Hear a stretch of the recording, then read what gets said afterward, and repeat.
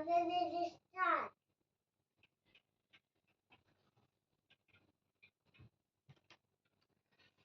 नमस्कार, एक बार फिर से हम आप सबके सामने जुड़ रहे हैं और आज हम लोग जिस टॉपिक को लेकर के आए हैं कवर करने के लिए, वो है मराठा साम्राज्य। पूरा एक वीडियो में पूरे मराठा साम्राज्य के जो अब तक लेक्चर हुए, लगभग 32 लेक्चर हुए हैं टोटल मराठा साम्राज्य के, और 32 लेक्चरों में पूरा मराठा साम्राज्य को हमने कवर किया है। हर एक मराठा राजा को, हर एक पेशवा को, और हर एक महत्वपूर्ण घटनाओं को, हर एक युद्ध को, हर एक महत्वपूर्ण संधियों को। तो आज हमने उन पूरे राजाओं, महाराजाओं, पेशवाओं, संधियों और युद्धों को एक साथ लाने का प्रयत्न किया है। अभी जितने आपको दिख रहे हैं इतने ही और भी हैं, ठीक है। वो सारे आज के वीडियो में कवर हो जाएंगे। हाँ, ये हो सकता है कि आज की वीडियो थोड़ी सी लंबी हो जाए, ठीक है, लेकिन पूरा मराठा साम्राज्य आपका एक वीडियो में क्लियर हो गया है। तो जो लोग अभी तक मराठा साम्राज्य को कहीं और नहीं देखे हैं, वो इस एक वीडियो से पूरे मराठा साम्राज्य को बड़े बेहतरीन ढंग से समझ सकते हैं। तो चलिए शुरू करते हैं हम मराठा साम्राज्य और उसके पूरे मराठा साम्राज्य का निचोड़। तो चलिए, मराठा साम्राज्य आप जैसा कि जानते हैं कि जो मराठा शब्द है, मराठा शब्द महरठा शब्द से निकला है और महरठा का अर्थ होता है जो मृत्यु के बाद जो हटे उसे मराठा कहते हैं या महरठा कहते हैं, ठीक। मराठा जिस क्षेत्र में रहते हैं, जो उनका साम्राज्य है, उस एरिया को मराठवाड़ा के नाम से जानते हैं, ठीक। जो मराठा हैं वो कहीं न कहीं राजपूत हैं और वो जो आए हैं वो कहीं न कहीं उदयपुर राजस्थान वाले हिस्से से आकर के इस पश्चिमी तटीय क्षेत्रों कोंकण वाले इलाके में बसे।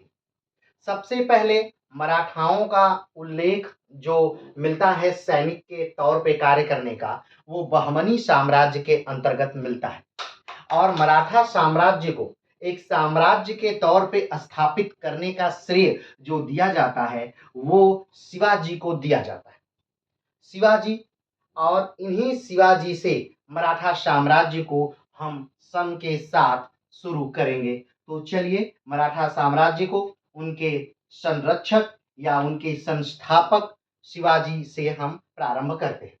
तो 19 फरवरी 1630, ठीक, 19 फरवरी 1630 या 20 अप्रैल 1627 को शिवाजी का जन्म हुआ था। अब आपके सामने ये दो तारीखें हैं और ये दोनों तारीखें अपने अपने हिसाब से वैलिड हैं। शिवाजी के जन्म की ये दोनों तारीखें, यानी कुछ किताबों में मिलता है कि 19 फरवरी 1630 में उनका जन्म हुआ था, लेकिन कुछ किताबों में मिलता है कि 20 अप्रैल 1627 में शिवाजी का जन्म हुआ था। कहाँ हुआ था? तो शिवनेरी दुर्ग में हुआ था। कहाँ हुआ था? महाराष्ट्र के पुणे में, पुणे के शिवनेरी दुर्ग में उनका जन्म हुआ था। अब पुणे में कैसे उनका जन्म हुआ था इसको जान लेते हैं। तो उनके जो पिताजी थे यानी शाहजी भोसले, उनको बीजापुर द्वारा पूना की जागीर दी गई थी और उसी जब ये दूसरा विवाह करते हैं शाहजी भोसले, तब ये अपनी पहली पत्नी को पूना की जागीर रहने के लिए दे देते हैं और इसी पूना की जागीर में ही, ठीक, शिवाजी का जन्म होता है। ठीक है, चलिए अगले सन की तरफ बढ़ते हैं। दूसरा सन है 1646 में दादा कोणदेव की मृत्यु हो जाती है। ठीक, अब दादा कोणदेव कौन है? तो दादा कोणदेव जो हैं वो शिवाजी के राजनैतिक गुरु हैं। कौन है? राजनैतिक गुरु, यानी कि शाहजी भोसले ने दादा कोणदेव को शिवाजी का संरक्षक या यूं कहें तो उनको ट्रेनिंग देने के लिए नियुक्त किया था। वो मूलतः एक सेना नायक थे, सेनापति थे और वही शिवाजी के राजनैतिक गुरु या अस्त्र शस्त्रों के गुरु हैं। कौन? दादा कोणदेव। दादा कोणदेव इसलिए जरूरी हैं क्योंकि जब तक कोणदेव जीवित रहते हैं तब तक शिवाजी पर नियंत्रण स्थापित रहता है, यानी वो कोई युद्ध नहीं लड़ रहे हैं, वो कोई किला नहीं जीत रहे हैं। लेकिन जैसे ही दादा कोंडदेव की मृत्यु हो जाती है, शिवाजी युद्ध की आग में उलझ जाते हैं। अब देखिए 1646 में दादा कोंडदेव की मृत्यु होती है, ठीक, और 1646-47 में ही शिवाजी अपने जीवन का पहला दुर्ग यानी पहला किला जीत लेते हैं, जो तोरण दुर्ग है, ठीक, जो आदिल शाह के कब्जे में था, ठीक, आदिल शाह यानी बीजापुर का शासक आदिल शाह के जो कब्जे में था तोरण दुर्ग, यानी शिवाजी के जीवन का पहला दुर्ग जो शिवाजी ने जीता था 16 वर्ष की उम्र में, वो कहा जाता है कि वो तोरण दुर्ग है। ठीक है, चलिए आगे बढ़ते हैं। 1656 शिवाजी ने जावली किला जीता। ठीक, आपकी जानकारी के लिए बताएं कि जब शिवाजी का उदय हो रहा है भारतीय पटल पर, उस समय दक्षिण भारत में कुल 3 बड़े राज्य हैं। पहला राज्य जो है बीजापुर, गोलकुंडा और अहमदनगर। ये 3 बड़े राज्य हैं जो दक्षिण भारत में हैं। शिवाजी जब अपने कदमों पर खड़े होते हैं, यानी जब वो किला जीतना शुरू करते हैं, तो दक्षिण में इन्हीं दुर्गों से जीतना, इन्हीं साम्राज्यों का किला जीतना वो शुरू करते हैं। एक समय ऐसा आता है जब शाहजहां ने अहमदनगर साम्राज्य को पूरी तरह से नेस्तनाबूद कर दिया, खत्म कर दिया। उसके बाद दक्षिण में मात्र 2 ही बड़े राज्य बचते हैं, एक बीजापुर और दूसरा गोलकुंडा। शिवाजी ने इन दोनों साम्राज्यों को बहुत बुरी तरह परेशान किया, खास तौर पर बीजापुर को। तो ये जो शिवाजी दुर्ग जीतते हैं, जावली का किला, ये 1656 में जीतते हैं, और ये भी किला किसका है, तो बीजापुर शासक का है। आगे बढ़ते हैं। 1657 में शिवाजी की मुगलों से पहली लड़ाई। 1657 का जो समय काल है, ये बहुत ही महत्वपूर्ण समय काल है।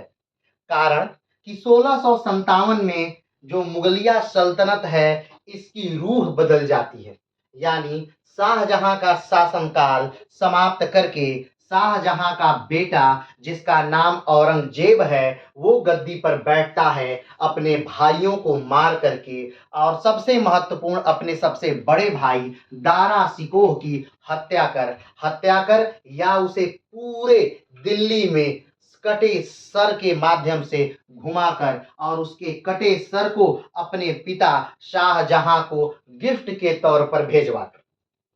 ठीक है, तो 1657 में शिवाजी की मुगलों से पहली लड़ाई हुई, और इस लड़ाई में चूंकि 57 का समय था, औरंगजेब से शिवाजी का यह युद्ध था, लेकिन औरंगजेब को उस समय जल्दी थी उत्तर की तरफ जाने की, दिल्ली की तरफ जाने की, सत्ता प्राप्त करने की। इसलिए इस युद्ध का कोई निर्णय नहीं निकला, क्योंकि एक सेना बहुत तेजी से उत्तर की तरफ बढ़ रही थी। चलिए आगे बढ़ते हैं। 1657 संभाजी का जन्म होता है। ठीक, 1657 का समय है जब शिवाजी के सबसे ज्येष्ठ पुत्र संभाजी का जन्म होता है। हमने आपको बताया था कि शिवाजी की कुल 8 रानियां थीं, और उन 8 रानियों में कुल 2 पुत्रों का जन्म होता है, एक संभाजी और दूसरे राजा राम।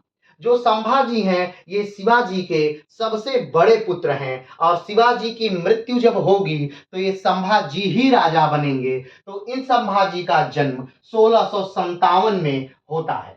ठीक, 1657 में एक और घटना जन्म लेती है, नौसेना का निर्माण प्रारंभ। भारतीय नौसेना का पितामह जो कहा जाता है, वो शिवाजी को कहा जाता है। पहले काल में नौसेना के जो झंडे थे, वो कहीं न कहीं, हमारे नौसेना के जो झंडे थे, वो ब्रिटिश नेवी से कहीं न कहीं प्रभावित थे, इंग्लैंड से कहीं न कहीं प्रभावित थे। लेकिन भारतीय संसद में उसे बदल करके या एक्ट पारित करके उसे नष्ट कर करके दूसरा झंडा लाया गया, दूसरा ध्येयवाक्य जब से लाया गया, तब से ये कहीं न कहीं शिवाजी की याद दिलाता है, क्योंकि अभी जो नौसेना का झंडा है, वो शिवाजी के झंडे से ही मेल खाता है, उनके चिन्हों से मेल खाता है। तो ये शिवाजी जो हैं, वो भारतीय नौसेना के जनक के रूप में भी याद किए जाते हैं। चलिए आगे बढ़ते हैं।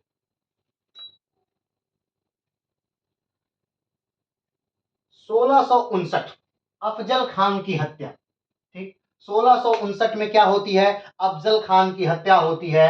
1659 की ही घटना है कि बीजापुर में दरबार लगा हुआ है और बड़ी बेगम पूछ रही हैं, क्या ऐसा कोई भी व्यक्ति नहीं है, ऐसा कोई नहीं है इस दरबार में जो उस शिवाजी को नियंत्रित कर सके, शिवाजी को कंट्रोल कर सके? तब तब यही अफजल खान अपनी तलवार निकाल करके यह कहता है कि उस चूहे को मैं पिंजरे में बंद करके लाऊंगा और लोगों को दिखाऊंगा कि चूहा कैसा होता है।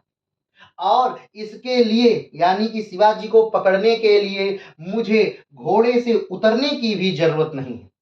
और एक तरफ अफजल खान पकड़ने जाते हैं शिवाजी को और दूसरी तरफ शिवाजी भी इस कूटनीति से परिचित। दोनों एक दूसरे को कूटनीति भरा पत्र लिखते हैं और एक जगह मिलने की बात करते हैं। और दोनों जब मिलने आते हैं तो अपनी अपनी पूरी तैयारी में आते हैं और उस समय जो है वो शिवाजी अफजल खान को मारने में कामयाब हो जाते हैं। तो इस प्रकार 1659 का समय है जब शिवाजी ने क्या किया? अफजल खान की हत्या कर दी और इस अफजल खान की हत्या के बाद बीजापुर की कमर लगभग टूट गई। आगे बढ़ते हैं। 1660 में बालाजी विश्वनाथ का जन्म होता है। ये बालाजी विश्वनाथ वही हैं जो छठवें पेशवा बनेंगे मराठा साम्राज्य के। क्या बनेंगे? तो छठवें पेशवा बनेंगे मराठा साम्राज्य के आने वाले समय में। इनके बारे में भी हम बात करेंगे, लेकिन चूंकि सन जो है वो क्रम से हम चला रहे हैं इसलिए अभी इनका जिक्र किए। तो 1660 में बालाजी विश्वनाथ का क्या होता है? जन्म होता है। चल आगे बढ़ते हैं। 1663 शाइस्ता खां की अंगुलियां काटी गई। ठीक, क्या हो रहा है कि दक्षिण भारत में औरंगजेब जो हैं वो अपने सबसे वफादार या यूं कहें तो अपने मामा को सूबेदार बनाकर भेजते हैं, दक्कन का सूबेदार बना करके शाइस्ता खां को भेज देते हैं। कौन? औरंगजेब। और शाइस्ता खां जाते ही शिवाजी के बहुत सारे किले अपने कब्जे में कर लेते हैं या जीत लेते हैं। जब शिवाजी ये देखते हैं तो शिवाजी सोचते हैं कि इस शाइस्ता खां को सबक सिखाना है। एक दिन रात्रि के समय शिवाजी आक्रमण कर देते हैं और शाइस्ता खां की उस समय युद्ध के दौरान अंगुलियां कट जाती हैं। और ये घटना होने के बाद शाइस्ता खां डर करके वापस भाग जाता है और औरंगजेब इससे बहुत नाराज होता है। तो ये वो समय है जब शाइस्ता खां की शिवाजी ने 1663 में अंगुलियां क्या कर ली? काटी। आगे बढ़ते हैं। 1664 में शिवाजी ने सूरत को लूटा। 1664 में शिवाजी ने सूरत पर आक्रमण किया। शिवाजी ने सूरत पर आक्रमण किया। सूरत यानी गुजरात, यानी एक बंदरगाह वाला क्षेत्र। बंदरगाह वाले क्षेत्र से मतलब यानी कि वो क्षेत्र धनवान है, यानी वहां प्राकृतिक बंदरगाह है और वो सबसे बड़ी कहीं न कहीं मुगलों का सबसे बड़ा एक स्थान है और उस स्थान को लूट लेते हैं शिवाजी। 1664 में शिवाजी सूरत को लूटते हैं। कहा जाता है कि एक हफ्ते तक वहां निर्मम नरसंहार होता रहा। एक हफ्ते तक वहां पर आ, कोठियों को जला दिया गया, वो जलती रहीं। एक हफ्ते तक उस पूरे सूरत को बहुत बेरहमी से लूटा गया। चलिए आगे बढ़ते हैं। 1665 पुरंदर की संधि, जय सिंह राम सिंह। 1665 में क्या होता है कि शिवाजी को कंट्रोल करने के लिए जब औरंगजेब को लगता है कि मेरे भेजे हुए मामा नाकामयाब होकर लौट आए, तब वो जय सिंह को, जो राजस्थान के राजा हैं जय सिंह, उनको जय सिंह प्रथम को भेजते हैं कहाँ? तो शिवाजी को कंट्रोल करने के लिए। जय सिंह कुछ नहीं करते हैं, बस 2 किलों को घेर करके, शिवाजी के 2 किलों को घेर करके बैठ जाते हैं। जय सिंह अपने समय के बहुत चतुर व्यक्ति हैं, इसलिए उन्हें पता है कि शिवाजी को खोज खोज के ढूंढना ये बहुत मुश्किल है और इसमें मेरा धन, बल और जन सब कुछ क्या हो जाएगा? नष्ट हो जाएगा। इसलिए वो 2 किलो को पकड़ते हैं, उसी को घेर कर बैठ जाते हैं। और वो 2 किले कौन थे? तो जिसमें शिवाजी का परिवार और शिवाजी का द्वारा छुपाया लूटा हुआ धन एकत्रित है। अंततः शिवाजी को संधि करनी पड़ी और अपने 23 जीते हुए किले औरंगजेब को देने पड़े। इसी संधि को जो कहते हैं वो पुरंदर की संधि कहते हैं और ये संधि कहीं न कहीं शिवाजी के लिए बहुत घातक सिद्ध हुई। कब की संधि है? तो ये 1665 की संधि है।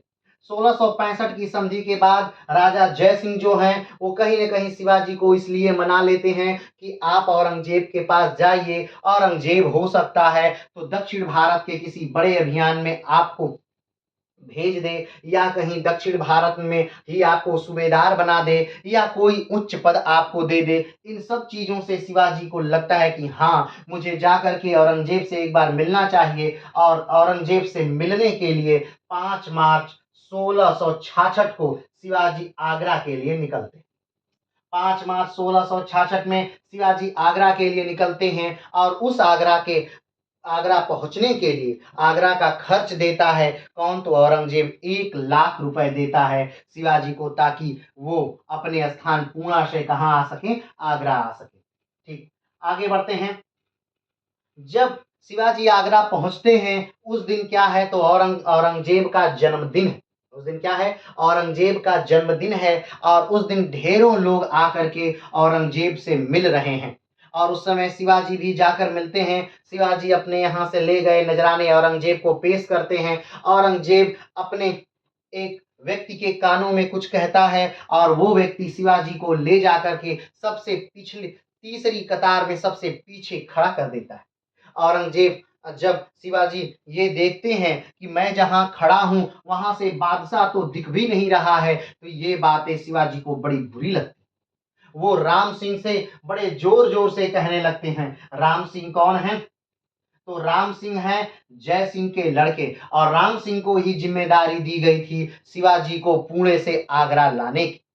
तो राम सिंह से बड़े जोर जोर से बात करने लगते हैं शिवाजी, और कहीं न कहीं शिवाजी बहुत गुस्से में हैं। ऐसे समय में औरंगजेब के पास जब ये तेज आवाजें पहुंचती हैं, तो औरंगजेब कहता है क्या हुआ?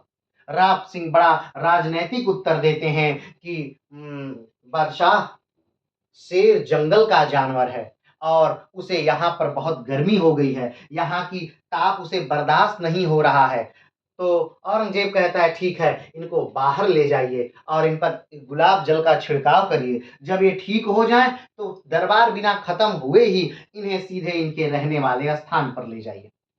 तो ऐसा ही किया जाता है। लेकिन जब शिवाजी पहुंचते हैं अपने रहने के स्थान पर जयपुर सराय में, तो वहीं पर शिवाजी को नजरबंद कर लिया जाता है। लेकिन शिवाजी एक राजनीतिक चाल चलते हैं, और किसी तरह से उस जयपुर सराय से निकल करके भागने में कामयाब होते हैं। तो दिसंबर 1666 को आगरा से शिवाजी भाग करके फिर से कहाँ आ जाते हैं? तो आगरा से भाग करके पुणे शिवाजी आ जाते हैं। आगे बढ़ते हैं। मार्च 1668 में शिवाजी और औरंगजेब के साथ एक संधि फिर होती है। अब ध्यान दीजिए, अब जब आगरा शिवाजी भाग गए 1666 में, तो शिवाजी को फिर से पता चल गया कि औरंगजेब से संधि नहीं हो सकती, और शिवाजी और औरंगजेब का फिर से दुश्मनी शुरू हो जाता है। ठीक, लेकिन अब औरंगजेब दक्षिण का सूबेदार बना करके किसको भेजता है? तो जसवंत सिंह को भेजता है। जसवंत सिंह आते हैं दक्षिण का सूबेदार बन करके, दक्कन का सूबेदार बन करके, और फिर से जसवंत सिंह शिवाजी और औरंगजेब के मध्य संधि कराते हैं। और इस संधि के तहत जो औरंगजेब है वो शिवाजी को मराठा राजा मानने के लिए तैयार हो जाता है, और शिवाजी भी औरंगजेब को पूरे भारत का शासक मानने के लिए तैयार हो जाते हैं। इस संधि के तहत ये भी हो जाता है कि जो औरंगजेब है उसने बरार वाला क्षेत्र शिवाजी को दे दिया कि आप यहाँ से अपना जो भी चौथ और सरदेशमुखी है ये कर यहाँ से प्राप्त कर सकते हैं, ये क्षेत्र आपका है। ठीक, ये घटना कब की है? तो 1668 की। 1668 में औरंगजेब के साथ संधि हो जाती है, किसकी? शिवाजी की। लेकिन 1670 आते आते ये संधि फिर से टूट जाती है। कारण क्या है?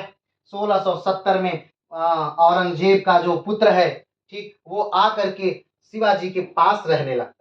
और जब औरंगजेब को ये पता चलता है कि मेरा पुत्र कहीं न कहीं शिवाजी से मिल रहा है, तो औरंगजेब को ये लगता है कि मेरा पुत्र और शिवाजी मिलकर के कोई न कोई साजिश कर रहे हैं। और इस डर से औरंगजेब जो बरार वाला क्षेत्र है वो 1670 में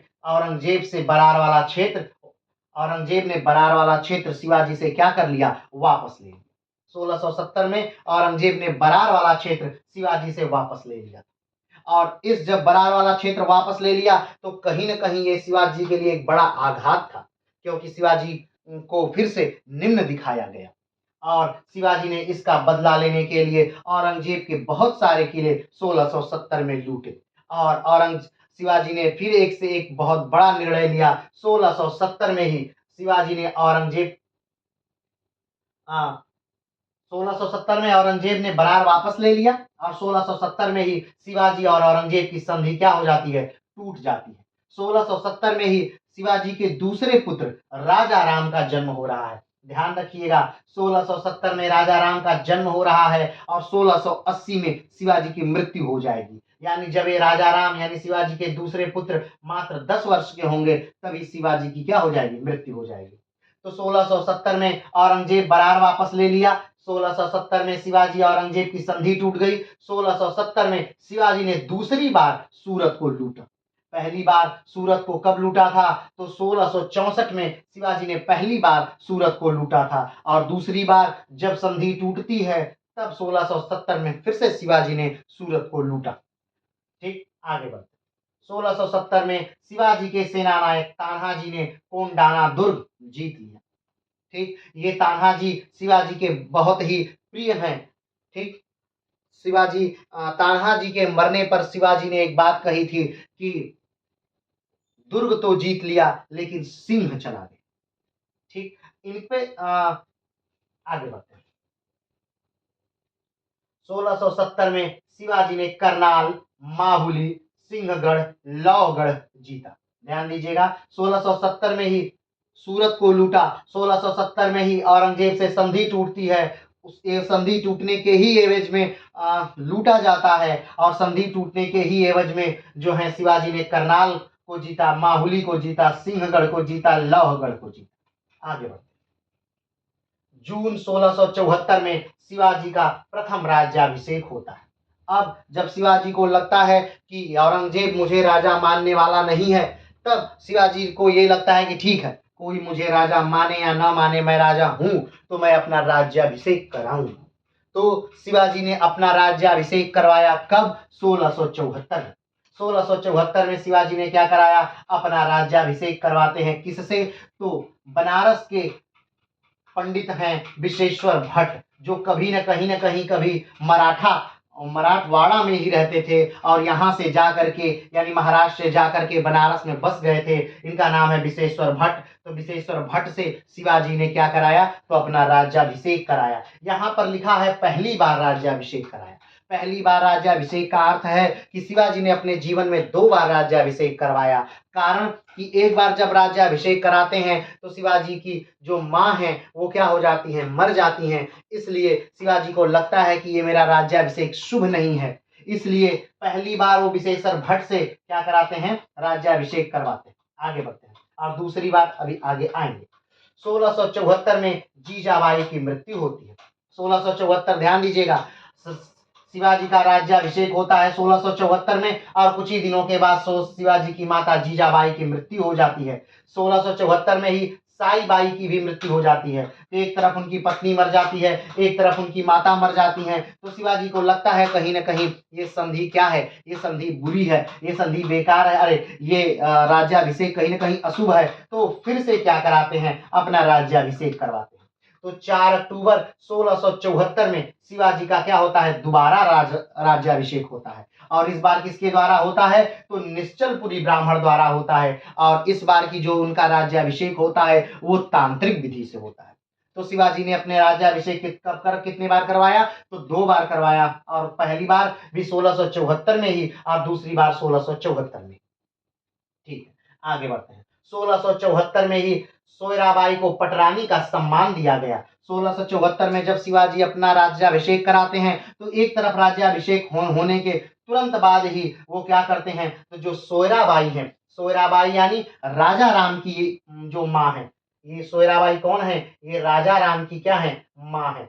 ठीक है, जो ये सईबाई निम्बालकर हैं, सईबाई ये नाम देख रहे हैं, ये जो सईबाई निम्बालकर हैं ये किसकी माँ है, तो ये संभाजी की माँ है। ठीक है। तो सोयराबाई को पटरानी का दर्जा देते हैं कब? 1674 में ही। 1674 में शिवाजी का राज्याभिषेक, 1674 में जीजाबाई की मृत्यु, 1674 में साईबाई की मृत्यु, 1674 में सोयराबाई को पटरानी का दर्जा, 1674 में संभाजी को युवराज का खिताब। ये सारी घटनाएं एक साथ ही हो रही हैं, यानी उनके राज्याभिषेक के साथ ही ये सारी घटनाएं हो रही हैं। तो 1674 में ही शिवाजी द्वारा अष्टप्रधान का निर्माण। ठीक, 1674, अब देख लीजिए 1674 की सारी घटनाओं को एक साथ। 1674 में शिवाजी का राज्याभिषेक होता है। पहला राज्याभिषेक उन्हें लगता है कि बुरा है, क्योंकि 1674 में ही उनकी मां का मृत्यु हो जाती है, 1674 में ही उनकी पत्नी की मृत्यु हो जाती है, 1674 में दोबारा वो फिर से निश्चलपुरी ब्राह्मण के द्वारा वो अपना राज्याभिषेक करवाते हैं, और 1674 में ही वो पटरानी बनाते हैं सोयराबाई को, 1674 में ही और युवराज बनाते हैं संभाजी को, 1674 में ही शिवराज जो शिवाजी हैं वो अष्टप्रधान का निर्माण करते हैं। अष्टप्रधान क्या है? तो अष्ट माने 8 और प्रधान माने योग्य या सबसे उच्च सर्वोच्च व्यक्ति। ठीक है। तो एक ऐसा मंत्रिमंडल का निर्माण, अष्टप्रधान माने एक ऐसा मंत्रिमंडल का निर्माण करते हैं जो अलग अलग विभागों को अलग अलग व्यक्ति देखते हैं। उस और इसमें कितने विभाग होते हैं? तो कुल 8 विभाग हैं, और 8 विभाग के 8 मंत्री हैं, और उनका अलग अलग नाम है। इसमें जो सबसे उच्च पद है या सबसे बड़ा पद है उसी को पेशवा कहा जाता है। मराठा साम्राज्य जब समाप्त हो जाएगा, यानी मराठा राजा जब सारे खत्म हो जाएंगे, उनका अगला आगे का वंश चलाने के लिए कोई नहीं रहेगा, तो यही पेशवा मराठा साम्राज्य को आगे की तरफ बढ़ाते हैं। चलिए आगे बढ़ते हैं। 1615 मार्च 1680 में राजा राम की शादी होती है। 15 मार्च 1680 में क्या होता है? राजा राम की शादी होती है। और ध्यान रखिए 15 मार्च 1680 में राजा राम की शादी होती है, और 3 अप्रैल यानी अगले ही महीने, यानी कुछ ही हफ्ते बाद 3 अप्रैल 1680 को शिवाजी की मृत्यु हो जाती है। ठीक, यानी मात्र 10 वर्ष की उम्र में राजा राम का विवाह होता है, और मात्र जब राजा राम 10 वर्ष के ही रहते हैं, शिवाजी के दूसरे पुत्र, उसी समय शिवाजी 1680 में शिवाजी की क्या हो जाती है? मृत्यु हो जाती है। शिवाजी की मृत्यु के बाद फिर से एक बार कहीं न कहीं मराठा साम्राज्य में उत्तराधिकार का युद्ध चलने लगता है, यानी राजा कौन बनेगा, और किसके किसके बीच चलता है? तो संभाजी के बीच चलता है और सोयराबाई के बीच चलता है। संभाजी और सोयराबजी बाई के बीच चलता है, लेकिन इस उत्तराधिकार के युद्ध में संभाजी जीत जाते हैं, और 1681 16 जनवरी 1681 संभाजी क्या बन जाते हैं? संभाजी का राज्याभिषेक हो जाता है। क्या हो जाता है? राज्याभिषेक हो जाता है। 16 जनवरी 1681 को संभाजी का राज्याभिषेक हो जाता है। आगे बढ़ते हैं। 1682 संभाजी ने कर्नाटक के कई हिस्सों को जीता। अब जब संभाजी क्या बन गए? राजा बन गए। ध्यान रखिएगा, एक चीज हम शायद भूल गए, 1674 में जब शिवाजी का राज्याभिषेक होता है, उसी राज्याभिषेक के समय शिवाजी छत्रपति और सभापति 2 उपाधियां ग्रहण करते हैं, और उसी के बाद से शिवाजी को छत्रपति शिवाजी महाराज के नाम से हम लोग जानते हैं। ठीक है, आगे बढ़ते हैं। 1682 संभाजी ने कर्नाटक के कई हिस्सों को जीत लिया। 1682 में संभाजी जो शिवाजी के मरने के बाद मराठा साम्राज्य के राजा बने, उन्होंने कई हिस्सों को क्या कर लिया? जीत लिया। आगे बढ़ते हैं। 1682 संभाजी ने मैसूर को अपने अधीन किया। ठीक है, मैसूर को क्या कर लिया? अपने अधीन कर लिया। किसने? तो संभाजी ने। 1682 की घटना है। ठीक, और 1682 में ही साहू जी का जन्म होता है। किसका जन्म होता है? साहू जी का जन्म 1682 में होता है, और 1689 में ही साहू जी का अपहरण कर लिया जाएगा, जब संभाजी को मार दिया जाएगा, और साहू जी का उनके उनके परिवार के साथ अपहरण करके औरंगजेब के दरबार में या औरंगजेब की जेल में रख दिया जाएगा। और ये रिहा कब होंगे साहू जी महाराज? तो 1707 में रिहा होंगे, जब औरंगजेब की मृत्यु होगी तब। चलिए आगे बढ़ते हैं। 1683 संभाजी ने पुर्तगालियों से गोवा जीत लिया। क्या कर लिया? संभाजी ने पुर्तगालियों से क्या जीत लिया? गोवा जीत लिया। वर्तमान का जो गोवा क्षेत्र है वो पुर्तगालियों का कब्जा था उस पर। कब? 1682 में उसको क्या कर लिया? जीत लिया। 1683 में संभाजी ने पुर्तगालियों से गोवा जीत लिया। आगे बढ़ते हैं। 1689 औरंगजेब ने मुकरिब खां के नेतृत्व में संभाजी के लिए अभियान चलाया। संभाजी के लिए औरंगजेब ने अभियान चलाया ताकि संभाजी को पकड़ा जा सके। क्यों? क्योंकि जो जो औरंगजेब का बड़ा पुत्र है, जो कि बहादुर शाह के नाम से औरंगजेब की मृत्यु के बाद गद्दी पर बैठेगा, वो संभाजी से संपर्क में है और संभाजी कहीं न कहीं उसे सहयोग दे रहे हैं। इस बात से औरंगजेब नाराज है और औरंगजेब ने एक बड़ी सेना भेजी है। किसके लिए? तो संभाजी महाराज के लिए, इनको पकड़ने के लिए। संभाजी महाराज के ही एक मित्र या सगे ने क्या किया? तो इनको धोखा दिया और इन्होंने क्या, इनको पकड़ लिया गया। किसको पकड़ लिया गया? तो जो संभाजी हैं, संभाजी को 1689 में पकड़ लिया गया और इनको मृत्यु दंड दे दिया। तो 1689 में संभाजी यानी शिवाजी के पुत्र संभाजी को क्या कर दिया जाता है? तो औरंगजेब द्वारा बहुत बुरी तरह से मार दिया जाता है।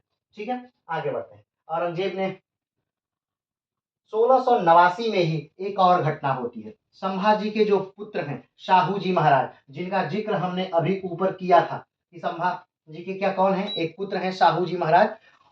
उनका क्या कर लिया जाता है? तो अपहरण कर लिया जाता है। कब की घटना है ये? ये भी 1689 की ही घटना है, जब उनका अपहरण कर लिया जाता है। कौन करता है? तो जुल्फिकार खान करते हैं। कौन करता है? जुल्फिकार खान करते हैं। ठीक, 1689 में संभाजी के साथ बाकी बहुत सारे लोगों को भी मार दिया जाता है। कौन कौन? केशवराज हैं, फतेह सिंह हैं, सूर्या जी हैं, कवि कलश हैं, हरजी हैं, महादजी हैं। ये सारे लोगों को कभी इनके साथ ही क्या कर दिया जाता है? मार दिया जाता है। किसके? संभाजी के साथ। कब की घटना है? 1689। आगे बढ़ते हैं। 1689 में राजा राम राजा बन जाते हैं। 1689 में संभाजी की मृत्यु होती है। संभाजी की मृत्यु के बाद मराठा साम्राज्य का उत्तराधिकारी कौन बनता है? तो राजा राम। कब बनते हैं? 1689 में बनते हैं। लेकिन राजा राम भी बहुत दिन तक शासन नहीं कर पाते हैं और 1700 में क्या होता है? राजा राम की मृत्यु हो जाती है। कब मृत्यु हो जाती है? तो 1700 में राजा राम की मृत्यु हो जाती है। ठीक है, 1700 में राजा राम के जो पुत्र हैं, जो मात्र 4 वर्ष के हैं, जिनका नाम शिवाजी द्वितीय है, वो राजा बनते हैं। राजा राम की मृत्यु के बाद राजा राम के पुत्र जो मात्र 4 साल के हैं, शिवाजी द्वितीय, वो राजा बनते हैं। कब? 1700 की घटना है। 1700 से लेकर के राजा राम के पुत्र राजा राम के जो पुत्र हैं 1700 शिवाजी द्वितीय 1700 से लेकर के 1707 तक राज्य करते हैं, लेकिन उनकी उम्र मात्र 4 साल है। लेकिन राज्य कौन करता है? वो ताराबाई करती हैं। और ताराबाई कौन है? तो राजा राम की विधवा है। आगे बढ़ते हैं। 1707 में खेड़ा का युद्ध होता है। ठीक, खेड़ा का युद्ध क्यों हो रहा है? क्योंकि 1707 में औरंगजेब की मृत्यु हो गई है और औरंगजेब की मृत्यु के बाद जो है वो मुगलिया सल्तनत का नया बादशाह बन गया है। कौन? तो बहादुर शाह प्रथम। अब बहादुर शाह प्रथम जो है वो शाहूजी महाराज को छोड़ देता है। याद करिए 1689 में हमने बताया था कि 1689 में शाहूजी महाराज को कैद कर लिया जाता है। किसके द्वारा? जुल्फिकार खान द्वारा। तो जुल्फिकार खान द्वारा जब कैद किया जाता है तो वो 1707 में औरंगजेब की मृत्यु के बाद उन्हें छोड़ दिया जाता है। अब वो अपना सिंहासन पाने के लिए, अपना राजसत्ता पाने के लिए दक्षिण में आते हैं और दक्षिण में युद्ध करते हैं। किसके साथ युद्ध करते हैं? तो वही ताराबाई के साथ युद्ध करते हैं, या यूं कहें तो शिवाजी द्वितीय के साथ युद्ध करते हैं।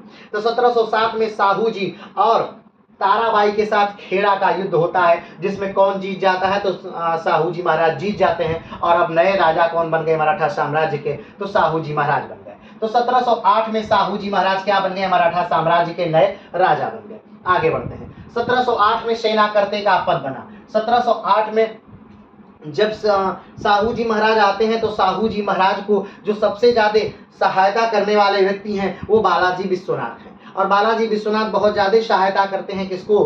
तो शाहूजी महाराज को। तो शाहूजी महाराज बालाजी विश्वनाथ को के कार्यों के लिए उनके लिए एक नया पद बनाते हैं उनको देने के लिए, और उस पद का नाम है सेनाकर्ते का पद। ठीक है, आगे बढ़ते हैं। 1711 में तान्हा जी की मृत्यु हो जाती है। कि क्या हो जाती है? 1711 में तान्हा जी की मृत्यु हो जाती है। आगे बढ़ते हैं। 1713 में बालाजी विश्वनाथ पेशवा बनते हैं। 1713 में जो शाहूजी महाराज हैं वो बालाजी विश्वनाथ को उनके विशेष कार्यों के लिए पेशवा बना देते हैं। और अब के पेशवा में पहले के पेशवा से ज्यादा शक्तियां एकत्रित हैं। ध्यान दीजिएगा, बालाजी विश्वनाथ 6वें पेशवा हैं, लेकिन अपने खानदान के पहले पेशवा ये बनते हैं। चलिए, ये भट्ट परिवार से हैं, यानी ये ब्राह्मण है। आगे बढ़ते हैं। 1719 मुगल मराठा संधि 1719 में क्या होता है, पेशवा बालाजी विश्वनाथ को निमंत्रण दिया जाता है। कहाँ से, तो दिल्ली से, कि क्या करिए, आप आइए और यहाँ आकर के हम इस मुगल बादशाह को हराने में, यानी फर्रुखसियर को हराने में मेरी मदद करिए। और कौन कहता है, तो फर्रुखसियर के जो सैयद बंधु है वो कहते हैं, और उनके बुलाने पर यहाँ से बालाजी विश्वनाथ अपनी 15,000 की घुड़सवार सेना भेजते हैं, जो कि वहाँ जा करके जो फर्रुखसियर है उसे मार देती है। और उसके बाद मुगलों के साथ और मराठों के साथ एक संधि सिग्नेचर की जाती है। कब की घटना है, 1719 की, और इसे मुगल मराठा संधि कहते हैं। लेकिन सबसे इंपॉर्टेंट बात, इसे मराठों का मैग्ना कार्टा कहते हैं। ये मराठों के लिए बहुत महत्वपूर्ण संधि है। आगे बढ़ते हैं। 1719 रफीउद्दर्जत शाहू को राजा माना। 1719 में ही क्या होता है, जब फर्रुखसियर को मार दिया जाता है उन लोगों के द्वारा, तब सबसे कम समय का मुगलिया सम्राट जो कोई बना, वो कौन बना, रफीउद्दर्जत बना। तो रफीउद्दर्जत 1719 में राजा भी बनता है, और रफीउद्दर्जत को 1719 में क्या कर दिया जाता है, मार भी दिया जाता है। तो मात्र 3 से 4 महीने का मुगलिया बादशाह अगर कोई है तो वो कौन है, तो रफीउद्दर्जत है। अगर पूछा जाए कि मुगलिया बादशाह सबसे लंबे समय तक कौन था, तो वो था अकबर। अगर पूछा जाए मुगलिया सल्तनत का संस्थापक कौन था, तो वो कौन था, बाबर। अगर पूछा जाए मुगलिया सल्तनत का आखिरी शासक कौन था, तो बहादुर शाह जफर द्वितीय, यानी बहादुर शाह जफर है, यानी बहादुर शाह द्वितीय है। अगर पूछा जाए कि मुगलिया सल्तनत का सबसे कम समय तक राज्य करने वाला व्यक्ति कौन था, तो वो रफीउद्दर्जत है। कौन है, रफीउद्दर्जत है। ठीक है, तो रफीउद्दर्जत ने क्या कर दिया, तो शाहू जी महाराज को क्या मान लिया, मराठा साम्राज्य का राजा मान लिया। और शाहू जी महाराज जो हैं वो रफीउद्दर्जत को मान लेते हैं कि वो पूरे हिंदुस्तान के राजा हैं। आगे बढ़ते हैं। 2 अप्रैल 1720 में बालाजी विश्वनाथ की मृत्यु हो जाती है। किसकी मृत्यु हो जाती है, बालाजी विश्वनाथ की मृत्यु हो जाती है। लेकिन बालाजी विश्वनाथ की मृत्यु के बाद जो पेशवा पद है वंशानुगत हो जाता है, और बालाजी विश्वनाथ के मरने के बाद उनके जो बेटे हैं, कौन है, पेशवा।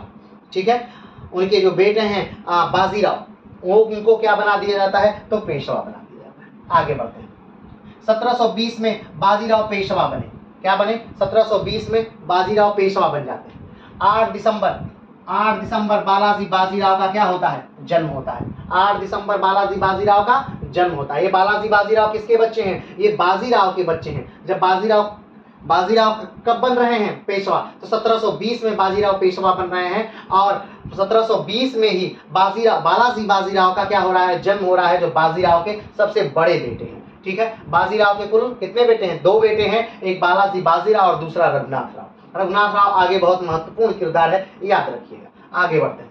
1726 में पालखेड़ा का युद्ध होता है निजाम और पेशवा के साथ। निजाम जो दक्षिण भारत में जाकर के औरंगजेब की मृत्यु के बाद कहीं न कहीं अपना स्वतंत्र राज्य स्थापित कर लिए थे, उस निजाम से और बाजीराव से क्या होता है, युद्ध होता है। बाजीराव जो है वो पेशवा साम्राज्य के सबसे योग्य सेनापति हैं, या यूं कहा जाए तो पूरे भारतीय साम्राज्य में सबसे योग्य सेनापति कौन है, तो पेशवा है, यानी बाजीराव पेशवा है। चलिए आगे बढ़ते हैं। तो 1726 में पालखेड़ा का युद्ध होता है निजाम और पेशवा के साथ, जिसमें कौन जीतता है, तो पेशवा जीतते हैं, यानी बाजीराव जीतते हैं। शिवाजी द्वितीय की मृत्यु, ध्यान रखिएगा, जो शिवाजी द्वितीय कभी राजा बना था, किसके बाद, तो राजा राम की मृत्यु के बाद शिवाजी द्वितीय उनका पुत्र राजा बना था, जो 1700 से लेकर 1707 तक राज्य किया था। उस शिवाजी द्वितीय की क्या हो जाती है, मृत्यु हो जाती है। कब, 1726 में। आगे बढ़ते हैं।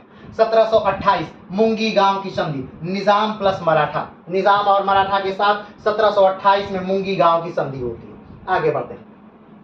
1728 अजमेरा की लड़ाई की क्या होती है, अजमेरा की लड़ाई होती है 1728 में। कब, मराठा और मालवा के बीच। ठीक है, मालवा और मराठा के बीच अजमेरा की लड़ाई होती है। आगे बढ़ते हैं। 1729 छत्रसाल ने बंगस से बचने के लिए सहायता मांगी बाजीराव से। बाजीराव से क्या की, छत्रसाल ने सहायता मांगी। क्यों, क्योंकि मुगलिया सल्तनत का एक जागीरदार है, या यूं कहें तो क्षेत्र रक्षक है, कौन, तो मोहम्मद बंगस। ठीक, तो मोहम्मद बंगस बार बार आक्रमण करता है छत्रसाल पर, और छत्रसाल क्या करते हैं, तो सहायता मांगते हैं, किससे, बाजीराव से। और इसी छत्रसाल को सहायता देने जब बाजीराव गए थे, उसी समय बाजीराव की मुलाकात अपनी प्रेमिका किससे, मस्तानी से होती है, और मस्तानी से बाजीराव से प्रेम होता है। और ये प्रेम कहीं न कहीं मराठा साम्राज्य के लिए विवादित होता है, जिससे कहीं न कहीं जो मृत्यु का कारण बाद में बनता है, किसके, तो बाजीराव। आगे बढ़ते हैं। 1727 छत्रसाल ने कालपी, झांसी, सिरोग, भाटा, पूंछ उपहार दे दिया। किसको? तो बाजीराव को। तो ध्यान रखिए, हमने बताया कि छत्रसाल ने मोहम्मद बंगस से बचने के लिए बाजीराव से सहायता मांगी। बाजीराव सहायता देते हैं और उस युद्ध में छत्रसाल जीत जाते हैं। अब जब छत्रसाल जीत जाते हैं तो छत्रसाल बहुत खुश हैं और बाजीराव को उपहार देते हैं। तो कौन कौन सा क्षेत्र देते हैं? कालपी देते हैं, झांसी देते हैं, सिरोग देते हैं, भाटा देते हैं, पूंछ देते हैं। ये सारा क्षेत्र किसको देते हैं? तो बाजीराव को उपहार स्वरूप दे देते हैं। आगे बढ़ते हैं। 1729 अवध के नवाब से बाजीराव ने वाराणसी और इलाहाबाद मांगा। बाजीराव ने देखा कि जब हम इन आसपास के क्षेत्रों को पा चुके हैं तो उन्होंने अवध के नवाब के पास संदेशा भिजवाया कि मुझे वाराणसी और इलाहाबाद भी दे दीजिए। लेकिन अवध के नवाब ने देने से क्या कर दिया? मना कर दिया। आगे बढ़ते हैं। 1630 बाजीराव ने शनिवार वाड़ा बनवाया। क्या बनवाया? 1630 में बाजीराव ने शनिवार वाड़ा की स्थापना की। यानी शनिवार वाड़ा क्या है? तो पेशवाओं की एक बहुत ही महत्वपूर्ण बिल्डिंग जिसमें पेशवा साम्राज्य के लोग रहते थे, उसे शनिवार वाड़ा के तौर पे जानते हैं। चलिए, आज भी शनिवार वाड़ा पुणे में स्थित है, जो एक बहुत ही सुंदर वास्तुकला का नमूना है। आगे बढ़ते हैं। 1732 मंदसौर की लड़ाई। ठीक है, किसके किसके बीच होती है मंदसौर की लड़ाई 1732 में? तो जय सिंह और मराठा के बीच होती है। ध्यान रखिएगा, ये वो जय सिंह नहीं है, ये जय सिंह द्वितीय है और इसके साथ होती है मराठों की लड़ाई 1732 में, जिसे मंदसौर की लड़ाई के नाम से जानते हैं। आगे बढ़ते हैं। 1733 बाजीराव ने सिराजुद्दौला, सिद्दीज और जंजीरा को हराया। सिद्दीज कौन है? तो कोंकण के तट पे, कोंकण तट यानी गोवा और महाराष्ट्र का जो तट है उसे कोंकण तट के नाम से जानते हैं। आपको पता होगा कि भारतवर्ष में कुल 9 ऐसे राज्य हैं जो कि समुद्रों से अपना तट बनाते हैं, जिसमें वो जो सबसे बड़ा भारत का तटवर्ती राज्य है वो गुजरात, सबसे छोटा भारत का तटवर्ती राज्य गोवा, दक्षिण भारत का सबसे बड़ा तटवर्ती राज्य आंध्र प्रदेश और दक्षिण भारत का सबसे छोटा तटवर्ती राज्य गोवा है। तो जो कोंकण जो और हर तट का अपना अलग अलग क्या है? नाम है। तो उसी प्रकार जो तट वाला क्षेत्र है कहाँ का? तो महाराष्ट्र और गोवा का जो तटवर्ती क्षेत्र उसी को कोंकण क्षेत्र कहते हैं। उसी कोंकण क्षेत्र में कौन रहते थे? सिद्दीज रहते थे। तो इन्हीं सिद्दीज को बाजीराव ने क्या कर दिया? हराया। जंजीरा फोर्ट, कभी आप गूगल पे सर्च करके उसका फोटो जरूर देखिएगा। जंजीरा फोर्ट भारत के सबसे महत्वपूर्ण और बेहतरीन किलों में से एक किला है, जो समुद्र के अंदर लगभग क्या किया गया है? बनाया गया है। चलिए आगे बढ़ते हैं। 1734 शमशेर बहादुर का जन्म। शमशेर बहादुर कौन है? तो बाजीराव और मस्तानी का जो बच्चा है, जो लड़का है, उसी का नाम शमशेर बहादुर है। तो 1734 में शमशेर बहादुर का क्या होता है? जन्म होता है। और 1734 में ही बाजीराव और उनकी पहली जो पत्नी है उनका क्या होता है? दूसरा बच्चा जन्म होता है जिसका नाम रघुनाथ राव है। ध्यान रखिएगा, जो मस्तानी है और जो बाजीराव है, दोनों की मृत्यु जो है वो 1740 में क्या हो जाएगी और उसके बाद जो उनकी दूसरी पत्नी है, जो पहली पत्नी है बाजीराव की, वही क्या करेंगी? तो रघुनाथ राव को और शमशेर बहादुर दोनों का पालन पोषण वही करेंगे। आगे बढ़ते हैं।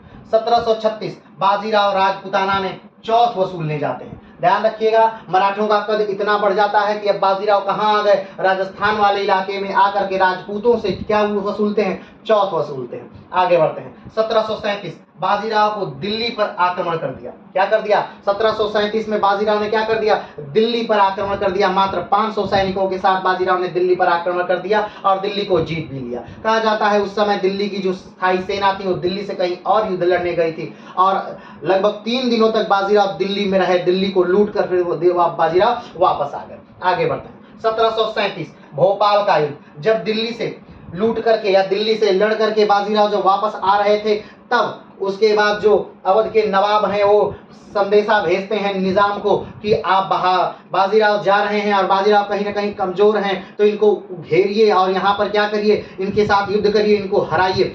ठीक, और निजाम अपनी फौज लेकर के उत्तर की तरफ भोपाल की तरफ आते हैं और वहीं पर क्या होता है? तो युद्ध होता है और इसी को भोपाल का युद्ध करते हैं और कहते हैं, और इसमें भी बाजीराव जो हैं वो क्या हो जाते हैं? जीत जाते हैं। तो ध्यान रखिएगा, बाजीराव ने अपने जीवन में कभी कोई युद्ध क्या किए? हारे नहीं है।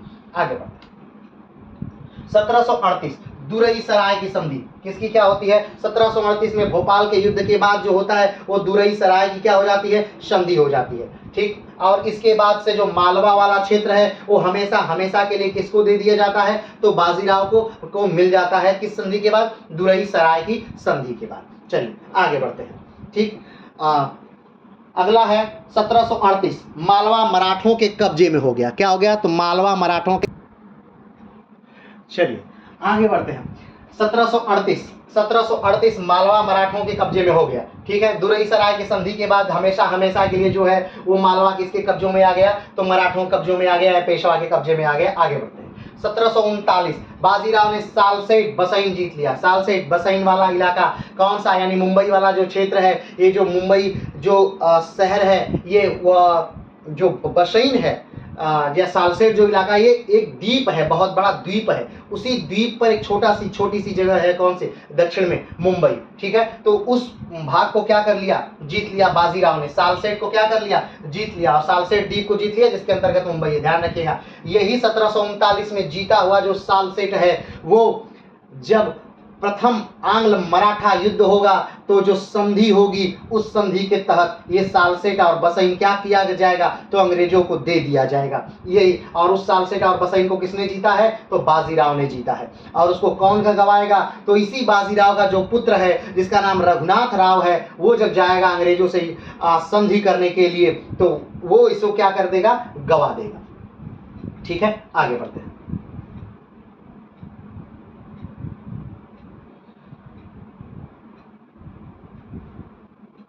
1740 बाजीराव की मृत्यु हो जाती है। फाइनली 1740 में मात्र अपने 20 साल के कार्यकाल यानी 1720 से वो क्या बन गए? पेशवा बने। और 1740 तक वो अपने पेशवा पद पर रहे और इन 20 सालों पर उन्होंने मराठा साम्राज्य को एक नई ऊंचाइयों तक पहुंचाया। और इन 20 सालों में 1740 में बाजीराव की क्या हो जाती है? मृत्यु हो जाती है। 1740 में मस्तानी की भी मृत्यु हो जाती है। कहा जाता है बाजीराव की मृत्यु के कुछ ही दिन बाद मस्तानी की भी क्या हो जाती है? मृत्यु हो जाती है। 1740 में जो काशीबाई है यानी बाजीराव की जो पहली पत्नी है, वो कहाँ चली जाती हैं? तो बनारस चली जाती हैं। क्यों? क्योंकि कहीं ना कहीं काशीबाई को लगता है कि बाजीराव की मृत्यु के का उत्तरदायित्व तो मेरे ऊपर है, इसलिए जो काशीबाई है वो बनारस चली जाती है। आगे बढ़ते हैं। 1740 बालाजी बाजीराव पेशवा बनते हैं। 1740 में क्या होता है? बाजीराव की मृत्यु होती है। 1740 में मस्तानी की मृत्यु होती है। 1740 में बाजीराव की मृत्यु के बाद जो काशीबाई उनकी पहली पत्नी है, जिससे रघुनाथ राव और बालाजी बाजीराव दोनों पैदा होते हैं, वो कहाँ चली जाती है? काशीबाई बनारस चली जाती हैं। और 1740 में ही उनके जो सबसे बड़े पुत्र हैं बालाजी बाजीराव, उनका क्या हो रहा है? तो वो उन्हें पेशवा बनाया जा रहा है। चलिए आगे बढ़ते हैं। 1740 साहू ने राजा राम द्वितीय को गोद लिया। ठीक, 1740 कौन है? 1740 में अब ध्यान दीजिएगा, एक तरफ तो पेशवाई शासन चल रहा है। पेशवा यानी पेशवा किसके कंट्रोल में है? पेशवा मराठों के कंट्रोल में है। ठीक, और मराठों का राजा इस समय कौन है? तो ध्यान दीजिएगा, मराठों की स्थापना कौन करता है? शिवाजी। शिवाजी के बाद उनके बेटे संभाजी। संभाजी के बाद उनके भाई राजा राम के बाद उनके बेटे कौन? शिवाजी द्वितीय के बाद फिर संभाजी के पुत्र आकर राज्य करते हैं साहू जी। तो साहू जी महाराज इस समय क्या कर रहे हैं? राज्य कर रहे हैं। और साहू जी महाराज के अंतर्गत ही अष्टप्रधान का जो पद है और उनके अंतर्गत जो पेशवा है वो है कौन? तो बालाजी विश्वनाथ जिनकी मृत्यु हो गई और दूसरे बाजीराव जिनकी मृत्यु हो गई, और तीसरे पेशवा बनते हैं उन्हीं साहू जी महाराज के अंतर्गत कौन? बालाजी बाजीराव। ठीक है, तो जो साहू जी महाराज है उनका अपना कोई पुत्र नहीं है, इसलिए साहू जी महाराज जो हैं वो एक पुत्र को गोद लेते हैं। और एक पुत्र किसका लड़का है? तो ये लड़का है शिवाजी द्वितीय का। किसका लड़का है? शिवाजी द्वितीय का। और इनका नाम क्या है? राजा राम द्वितीय। ठीक है, तो साहू ने राजा राम द्वितीय को क्या ले लिया? गोद ले लिया। कब की घटना है? तो 1740 की। तो 1740 में क्या क्या हो रहा है? 1740 में बाजीराव की मृत्यु, 1740 में मस्तानी की मृत्यु, 1740 में काशीबाई बनारस चली गई, 1740 में बालाजी बाजीराव पेशवा बने, 1740 में साहू जी ने राजा राम द्वितीय को गोद ले लिया। चलिए आगे बढ़ते हैं। 1747 काशीबाई ने मराठवाड़ा में रामेश्वर मंदिर की नींव रखी। ध्यान रखिएगा, ये जो काशीबाई है ये आकर के कहाँ रहती हैं? बनारस रहती हैं। और बनारस में जो घाट है, ठीक है, उस घाट का निर्माण भी कौन करवाती हैं? तो यही काशीबाई करवाती हैं। और काशीबाई जब बनारस से जाती हैं तब शनिवार वाड़ा में जाकर के वहां पर एक बेहतरीन और बड़ा शिव मंदिर का क्या करती हैं? निर्माण करवाती हैं। कब की घटना है? तो 1747। आगे बढ़ते हैं। कौन से घाट का निर्माण कराती है? तो दशाश्वमेध घाट का जो था वो निर्माण कब कराया गया था? तो 1747 में कराया गया था दशाश्वमेध घाट वाराणसी का। और किसने निर्माण करवाया था? तो यही काशी बाई ने करवाया था। ठीक है, और उस समय कौन थे पेशवा? तो पेशवा बालाजी बाजीराव थे। चलिए आगे बढ़ते हैं। 15 दिसंबर 1749 को साहू की मृत्यु हो जाती है। ध्यान रखिएगा, अब जो मराठा साम्राज्य के सर्वोच्च हैं, यानी जिसके अंदर ये पेशवा लोग कार्य कर रहे हैं, उनकी साहू जी महाराज की मृत्यु हो जाती है। कब? 15 दिसंबर 1749 को। और उनका कोई वंशज नहीं है। हमने अभी बताया कि उन्होंने राजा राम द्वितीय को गोद ले लिया, लेकिन जो ताराबाई होती हैं, ताराबाई कौन थी? तो राजा राम द्वितीय की क्या थी? माँ थी। तो ताराबाई ने कह दिया कि राजा राम द्वितीय जो है वो क्या है? वो तो ये मराठा खानदान का खून है ही नहीं, क्योंकि वो उनकी बात नहीं मानता है। इसलिए आगे बढ़ते हैं। 1752 बालाजी बाजीराव ने ताराबाई को हरा दिया। अब ध्यान दीजिए क्या होता है। जो ताराबाई हैं, ताराबाई राजा राम के साहू जी महाराज जब मरते हैं 1749 में, तो उस समय कौन फिर मराठा साम्राज्य का राजा बनता है? तो राजा बनता है कौन? राजा राम द्वितीय राजा बन गया। लेकिन राजा राम द्वितीय से ताराबाई कहती हैं कि राजा राम, तुम पेशवा का जो पद है, यानी पेशवा जो बालाजी बाजीराव पेशवा बने हैं, उनको हटा दो। राजा राम द्वितीय जो है वो बालाजी बाजीराव को हटाने से मना कर देता है। इसलिए ताराबाई जो है वो राजा राम द्वितीय को बंदी बना लेती है। राजा राम द्वितीय को छुड़ाने के लिए बालाजी बाजीराव एक बड़ी सेना लेकर के जाते हैं और ताराबाई को हरा करके बालाजी बाजीराव ने किसको? राजा राम द्वितीय को स्वतंत्र करा दिया। बात समझ रहे हैं? ठीक। अब जब ताराबाई हार जाती हैं, राजा राम द्वितीय स्वतंत्र हो जाते हैं और बालाजी बाजीराव जीत जाते हैं, तब ताराबाई कहती हैं कि ये जो व्यक्ति है, यानी राजा राम द्वितीय जो है, ये मराठा वंशज है ही नहीं, ये तो किसी और का पुत्र मैंने ले लिया था और मैंने बता दिया कि मेरे पुत्र का पुत्र है ये, जबकि मेरे पुत्र का पुत्र तो है ही नहीं। अब उनका पुत्र तो था ही नहीं जो ये बताता कि ये मेरा पुत्र है या नहीं है, तो वो था ही नहीं, और मात्र उनकी दादी ही थी। तो इसलिए अब पूरा जो मराठा शक्ति है वो किसमें आ गई? तो आ गई पेशवा में। अब ध्यान रखिएगा, यहाँ से मराठा साम्राज्य समाप्त हो गया कहीं ना कहीं यहाँ पर पेशवा शासन अब यहाँ पर प्रारंभ हो गया, मराठाई शासन यहाँ पर समाप्त होता है। आगे बढ़ते हैं। 1752 में बालाजी बाजीराव ने ताराबाई को क्या कर दिया? हरा दिया। 1752 छत्रपति ने सारी ताकत पेशवा में चली गई। जो छत्रपति की ताकत थी, जो शिवाजी के वंशजों की ताकत थी, वो कहाँ आ गई? जो उन्होंने पद बनाया था एक पेशवा का, अष्टप्रधान का जो पद बनाया था, और उस अष्टप्रधान पद में जो सबसे उच्च पद पेशवा का था, उस पद में ये सारी शक्तियां आ गई। चलिए आगे बढ़ते हैं।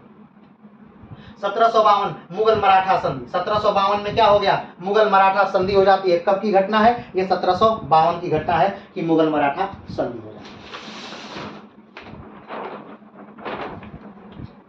आगे बढ़ते हैं। अगला है 1752। अब्दाली ने मुल्तान और पंजाब जीत लिया। ध्यान दीजिएगा, 1752 में ही अब्दाली ने क्या कर दिया? मुल्तान और पंजाब जीत लिया। अब्दाली कौन है? तो अहमद शाह अब्दाली। ध्यान रखिएगा, अहमद शाह अब्दाली जो 1761 में पानीपत पर अपना 5वां आक्रमण करेगा और पानीपत का तृतीय युद्ध होगा, वही अहमद शाह अब्दाली है। इसलिए 1752 में अब्दाली ने क्या कर दिया? मुल्तान और पंजाब को जीत लिया। सब मोहम्मद शाह अब्दाली भारत पर कुल 8 बार आक्रमण करता है, और जो पानीपत का आक्रमण है वो 5वां आक्रमण है, और जो पहला आक्रमण है वो 1748 में अहमद शाह अब्दाली का भारत पर पहला आक्रमण होता है। तो ध्यान दीजिएगा, 1752 में अब्दाली ने मुल्तान और पंजाब को क्या कर लिया? जीत लिया। और मोइन उल मुल्क को, किसको? मोइन उल मुल्क को वहां का क्या बना दिया? तो सूबेदार बना दिया। आगे बढ़ते हैं। 1763 में मोइन उल मुल्क की मृत्यु हो जाती है। 1752 में अब्दाली ने मुल्तान और पंजाब जीतकर वहां का सूबेदार बना दिया मोइन उल मुल्क को, और 1753 में ही मोइन उल मुल्क की क्या हो जाती है? मृत्यु हो जाती है। ठीक। अब 1753 में मोइन उल मुल्क की जो विधवा है, जिनका नाम मुगलानी बेगम है, वो क्या बन जाती हैं? सूबेदार बन जाती हैं। क्या बन जाती हैं? 1753 में मुगलानी बेगम सूबेदार बन जाती हैं। ठीक है। और मुगलानी बेगम कब तक सूबेदार रहती हैं? तो 1753 तक ही, कुछ ही महीने तक ही मुगलानी बेगम क्या रहती हैं? सूबेदार रहती हैं। उसके बाद मुगलानी बेगम को क्या कर दिया जाता है? हटा दिया जाता है। आगे बढ़ते हैं। ध्यान रखिएगा, 1755 में नारायण राव का जन्म हुआ था। अब ये नारायण राव कौन है? ठीक है, तो आगे इनके बारे में चर्चा होगी, तब बताया जाएगा कि नारायण राव कौन है। आगे बढ़ते हैं। तो 1753 में मुगलानी बेगम को हटा दिया गया। ध्यान दीजिएगा, ये यहाँ पर अहमद शाह अब्दाली ने 1752 में आक्रमण करता है। ठीक, कहाँ पर? मुल्तान और पंजाब में। ये अहमद शाह अब्दाली का आक्रमण है और अब्दाली ने वहां से मुगल साम्राज्य को हटा करके अपने एक व्यक्ति जिसका नाम मोइन उल मुल्क है उसे सूबेदार बना दिया। लेकिन मोइन उल मुल्क की मृत्यु 1753 में हो गई, तो मोइन उल मुल्क की जो पत्नी है वो वहां की सूबेदार बन गई। लेकिन दिल्ली के जो शासक हैं उन्होंने क्या कर दिया, तो मोइन उल मुल्क की जो पत्नी है यानी कि मुगलानी बेगम, उनको क्या कर दिया, हटा दिया। ठीक, अब इससे क्या हो जाता है, इससे जो अहमद शाह अब्दाली है वो नाराज हो जाता है। तो 1757 में नजीब उद दौला मुगलों का साथ छोड़ देता है। ठीक, नजीब उद दौला कौन है, तो मुगलों में की सत्ता में एक सेनापति के तौर पर है नजीब उद दौला, और उसने 1757 में मुगलों का साथ छोड़ दिया। क्यों? क्योंकि उसने अहमद शाह अब्दाली का साथ पकड़ लिया और उसने अहमद शाह अब्दाली को भारत में आक्रमण करने के लिए न्योता देना प्रारंभ किया। ध्यान रखिएगा, 1761 में पानीपत के तृतीय युद्ध में यही नजीब उद दौला जो है वो कहीं ना कहीं साथ देगा, किसका, तो अहमद शाह अब्दाली। आगे बढ़ते हैं 1757। अब ध्यान रखिएगा, 1752 में अब्दाली ने भारत पर आक्रमण किया था और आक्रमण करके मुल्तान और पंजाब जीत कर वहां पर मोइन उल मुल्क को नियुक्त कर दिया था। लेकिन दिल्ली ने फिर से उनको हटा दिया था, तो इसलिए इस बार अब्दाली ने कहां आक्रमण कर दिया, तो दिल्ली में आक्रमण कर दिया। कब? 1757 में अब्दाली दिल्ली पर आक्रमण कर उसे क्या करता है, लूट लेता है। चलिए आगे बढ़ते हैं। 1757 अब्दाली ने अपने बेटे तैमूर को पंजाब और मुल्तान का सूबेदार बना दिया। क्या कर दिया, पंजाब और मुल्तान का सूबेदार बना दिया। किसने? अब्दाली ने अपने बेटे को। फिर से वो क्या करता है, दिल्ली पर आक्रमण करता है अहमद शाह अब्दाली और फिर से पंजाब और मुल्तान को जीत लेता है और इस बार किसी दूसरे को सूबेदार नहीं बनाता है बल्कि अपने ही बेटे जिसका नाम तैमूर है उसको क्या बना देता है, तो वहां का सूबेदार बना देता है। अब तैमूर वहां का सूबेदार बन गया। अब ध्यान रखिएगा, 1752 का जो समय है, ठीक है, 1752 का जो समय है वो एक और घटना का समय है। वो घटना है कि मुगलों और मराठों के बीच संधि होती है कि अगर मुगलों के राज साम्राज्य में कोई भी बाहरी व्यक्ति आक्रमण करता है तो मराठे उसे बचाने के लिए आएंगे। तो ध्यान रखिएगा, अब जब 1757 में अब्दाली दिल्ली पर आक्रमण किया है तो बचाने के लिए कौन आएंगे, तो मराठे आएंगे। तो मराठे 1757 में क्या करते हैं, 1757-58 में आक्रमण कर देते हैं।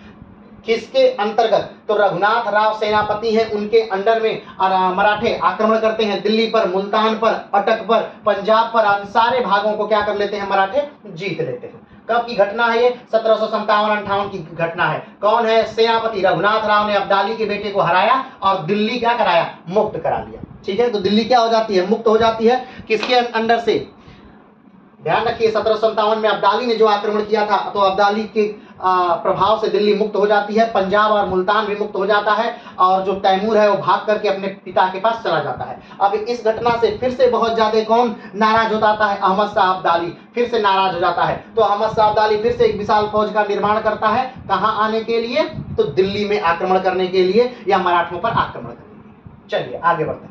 1760 अब्दाली का भारत पर 5वां आक्रमण। अब 1760 में अब्दाली क्या करता है, भारत पर फिर से आक्रमण करता है और अब्दाली के इस आक्रमण को रोकने के लिए मराठों ने अपने एक सेनापति को भेजा जिसका नाम है सदाशिवराव भाऊ। वो अब्दाली के इस आक्रमण को रोकने के लिए आते हैं। ठीक है, 14 जनवरी 1761 को पानीपत का तृतीय युद्ध होता है। 14 जनवरी 1761 को क्या होता है, पानीपत का तृतीय युद्ध होता है, किसमें, मराठों और अहमद शाह अब्दाली के बीच होता है। ठीक है, और मराठों की तरफ से कौन है, तो सदाशिवराव भाऊ है, लेकिन सेना का नेतृत्व कौन कर रहा है, तो विश्वास राव कर रहे हैं जो बाजीराव के क्या हैं, सबसे ज्येष्ठ पुत्र हैं। ठीक, पानीपत के अब 1761 में क्या होता है, तो 1761 में सदाशिवराव भाऊ की मृत्यु हो जाती है। सदाशिवराव भाऊ इसी पानीपत के तीसरे युद्ध में लड़ते हुए क्या हो जाते हैं, मारे जाते हैं। 1761 में क्या होता है, 1761 में विश्वास राव की मृत्यु हो जाती है। विश्वास राव भी पानीपत के तृतीय युद्ध में 1761 में लड़ते हुए मारे जाते हैं। अगला क्या होता है, 1761 में शमशेर बहादुर की मृत्यु हो जाती है। शमशेर बहादुर यानी बाजीराव के जो बाजीराव और मस्तानी का जो पुत्र है शमशेर बहादुर, उसकी भी इसी युद्ध में लड़ते हुए वो घायल हो जाता है और कुछ ही महीने बाद शमशेर बहादुर की भी मृत्यु हो जाती है। आगे बढ़ते हैं, 1761 में बालाजी बाजीराव की भी मृत्यु हो जाती है। बालाजी बाजीराव जो मराठा पेशवा है, उस समय जब उनको पता चलता है कि मेरी फौज हार गई और इतने सारे लोग, इतना बड़ा नरसंहार हुआ है, विश्व का सबसे बड़ा नरसंहार हुआ है, तो बालाजी बाजीराव भी ज्यादा समय तक जीवित नहीं रह पाते और कुछ ही महीने बाद फिर बालाजी बाजीराव की भी क्या हो जाती है, मृत्यु हो जाती है। आगे बढ़ते हैं। 2 जुलाई 1761 माधवराव पेशवा बने। अब सब क्या होता है, माधवराव यानी बालाजी बाजीराव के जो दूसरे नंबर के बड़े पुत्र हैं वो क्या बन जाते हैं, पेशवा बन जाते हैं। चलिए, लेकिन जो बाजीराव के पुत्र हैं कौन, रघुनाथ राव, वो भी क्या बनना चाहते हैं, पेशवा बनना चाहते हैं। आगे बढ़ते हैं। 7 नवंबर 1762 माधवराव रघुनाथ राव में युद्ध। रघुनाथ राव कौन है, तो बाजीराव के पुत्र हैं, तो ये भी क्या बनना चाहते हैं, पेशवा बनना चाहते हैं। लेकिन बालाजी बाजीराव का जो पुत्र है उसे मराठा लोग क्या बना देते हैं, पेशवा बना देते हैं। रघुनाथ राव और माधवराव में युद्ध होता है, रघुनाथ राव जीत जाते हैं, लेकिन फिर बहुत सारी घटनाएं ऐसी घटती हैं कि माधवराव क्या बन जाते हैं, तो पेशवा बन जाते हैं। चलिए आगे बढ़ते हैं। 12 नवंबर 1762 माधवराव की हार, रघुनाथ राव जीत जाते हैं। ठीक है, आगे बढ़ते हैं। 1763 औरंगाबाद की संधि, निजाम और माधवराव में निजाम और माधवराव में युद्ध होता है 1763 में, जिसमें माधवराव जीत जाते हैं और निजाम हार जाता है। इसके बाद निजाम और माधवराव में औरंगाबाद की संधि होती है। ध्यान रखिएगा, माधवराव कौन है, तो माधवराव वही है जो तृतीय पानीपत के तृतीय युद्ध में मराठों की खोई हुई शक्ति को प्राप्त जो करता है व्यक्ति, वही कौन है, माधवराव है। चलिए आगे बढ़ते हैं। 1771 मोती तालाब में युद्ध, हैदर अली पराजित। ध्यान रखिएगा, अब कौन पराजित हो रहा है 1771 में, ये हैदर अली पराजित हो रहा है। हैदर अली कौन, यानी कर्नाटक वाला भाग, यानी नीचे दक्षिण वाला भाग, यानी कि मैसूर वाला भाग। ठीक है, वहां पे कौन पराजित हो रहा है, हैदर अली। किसके नेतृत्व में पराजित हो रहा है, यानी कौन उस समय पेशवा है, तो उस समय माधवराव पेशवा है। आगे बढ़ते हैं। 1771 शाह आलम द्वितीय को दिल्ली का बादशाह बनाया गया। ध्यान रखिएगा, अब शाह आलम द्वितीय को क्या बनाया जाता है, दिल्ली का बादशाह। आप साफ सोच रहे हैं तो उस समय दिल्ली का बादशाह कौन था, तो दिल्ली का बादशाह कोई नहीं था, शाह आलम द्वितीय का जो बेटा था, शाह आलम द्वितीय का बेटा, वही दिल्ली को क्या कर रहा था, चला रहा था। क्यों, क्योंकि दिल्ली के किसके कब्जे में थी, तो अंग्रेजों के कब्जे में थी। क्यों, तो 1764 में एक युद्ध होता है जिसे बक्सर के युद्ध के नाम से जानते हैं, और बक्सर के युद्ध में संयुक्त सेनाएं जो है कहाँ की, अवध की, बंगाल की और दिल्ली की, ये तीनों संयुक्त सेनाएं हार जाती हैं हेक्टर मुनरो से। ठीक है, और उसके बाद जो है वो जो दिल्ली के बादशाह हैं उनको कहीं ना कहीं कैद कर दिया जाता है, कहां पर, तो इलाहाबाद में। लेकिन 1771 में मराठे उन्हें फिर से क्या बना देते हैं, दिल्ली का बादशाह बना देते हैं। चलिए आगे बढ़ते हैं। 18 नवंबर 1772 माधवराव की मृत्यु। ठीक है, अब ध्यान दीजिएगा, बालाजी विश्वनाथ की मृत्यु के बाद कौन, बाजीराव की मृत्यु के बाद कौन, तो बालाजी बाजीराव की मृत्यु के बाद कौन, तो माधवराव। और माधवराव की मृत्यु कब हो जाती है, फिर 1772 में एक टीबी की बीमारी के कारण की बहुत दर्दनाक क्या होती है, मृत्यु होती है 1772 में माधवराव की मृत्यु।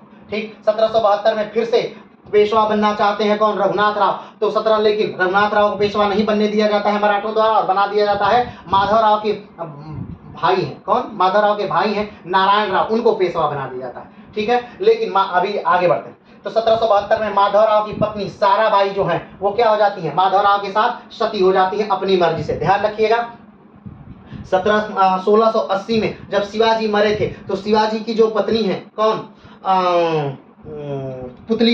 पुतलीबाई शिवाजी के साथ सती हो गई थी। और यहाँ पर माधवराव की जो पत्नी है रमाबाई, वो क्या हो जाती है 1772 में, वो माधवराव के साथ सती हो जाती है। चलिए आगे बढ़ते हैं। 1772 में नारायण राव पेशवा बने। नारायण राव कौन है, तो ये माधवराव के पुत्र नहीं है, ये माधवराव के भाई हैं। ये बालाजी बाजीराव के 3 पुत्र हैं। कौन कौन से, विश्वासराव, माधवराव, नारायण राव। विश्वासराव पानीपत के तृतीय युद्ध में लड़ते हुए मारे गए। माधवराव की मृत्यु 1772 में टीबी से हो गई, और नारायण राव पेशवा बनते हैं 1772 में। नारायण राव लेकिन 1773 में ही नारायण राव को उन्हीं के सगे चाचा रघुनाथ राव जो हैं वो क्या कर देते हैं, मरवा देते हैं। तो 1773 में नारायण राव की हत्या करवा देते हैं कौन, रघुनाथ राव। कहां पर, शनिवार वाड़ा पुणे में। आगे बढ़ते हैं।